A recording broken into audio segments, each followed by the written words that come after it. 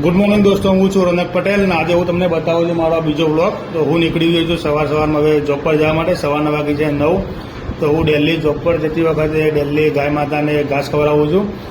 ઘાસ ખવડાવીને ગાય માતાના દર્શન કર્યા. દર્શન કરીને હું નીકળી ગયો મારા ફ્રેન્ડ લોકોને મળવા માટે, કેમ કે હું સવારે ઘરેથી થોડો વહેલો નીકળું છું, તેથી હું મારા ફ્રેન્ડ લોકોને મળી શકું. તો હું પહેલાં સ્વિગી અને ઝોમેટો કરતો હતો, તેથી મારા બધા ફ્રેન્ડ લોકો ઊભા છે સ્વિગી અને ઝોમેટોવાળા.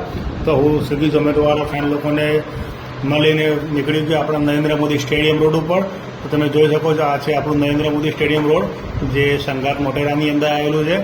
તો મોટેરા સ્ટેડિયમ રોડથી હું આવી ગયો સીધો મારી ફેક્ટરી ઉપર. મારી ફેક્ટરી ચોથા માળે છે. તો મસ્ત ફેક્ટરી ઉપર આવીને જોયું તો વાતાવરણ, વરસાદ જેવું વાતાવરણ કર્યું હતું. તો મેં થોડી સ્નેપ લીધી, સ્નેપ લઈને ફ્રેન્ડ લોકોને નાખી દીધી. પછી મેં જોયું તો કબૂતરને જે પાણી મૂક્યું હતું, કબૂતર આજે પાણી ચોખ્ખું હતું, તેથી કબૂતરે આજે પાણી પી લીધું છે. તો ત્યાંથી પછી થોડો ઓર્ડર હતા કાલના, તો પછી હું ચોકલેટ બનાવવા માટે બેસી ગયો.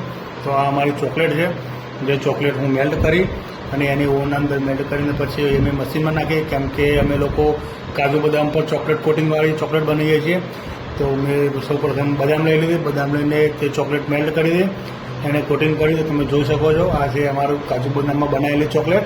ત્યાંથી ભૂખ લાગી તો પછી શેઠે નાસ્તો મંગાવ્યો. તો મસ્ત એવી સેન્ડવિચ ખાધી. સેન્ડવિચ ખાઈને વેફર ખાધી. વેફર ખાઈને અમે લોકો પછી મસ્તી કરી ઘરે જવા માટે નીકળી ગયા. તો પ્લીઝ દોસ્તો, મારા આ વિડીયોને લાઇક કરજો, શેર કરજો, ફોલો કરજો, સબસ્ક્રાઈબ કરજો અને કોમેન્ટ કરજો.